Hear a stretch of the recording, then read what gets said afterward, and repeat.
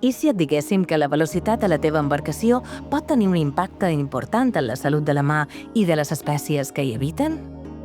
La Conselleria d'Agricultura, Pesca i Medi Natural ha regulat la velocitat de les embarcacions a les reserves marines de la Dragonera i de les illes del Ponent de Mallorca.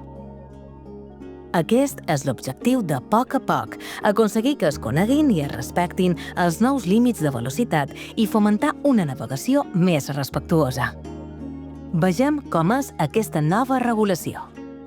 A la reserva marina de la Dragonera, el límit és de 10 nusos a les aigües interiors i d'entre 6 i 10 nusos a les aigües exteriors.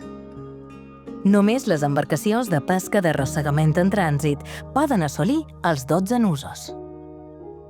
A la reserva marina de les illes del Ponent de Mallorca, la limitació de velocitat s'aplica a les zones d'alta protecció del toro i de les malgrats. En aquestes zones cal navegar per damunt dels 3 nusos i no superar els 6 nusos. Fora d'aquestes zones, respecta la normativa general i navega amb seny. Quan redueixes la velocitat de la teva embarcació, disminueix el risc de col·lisions i la contaminació acústica. A més, contribueixes a la protecció de la vida marina.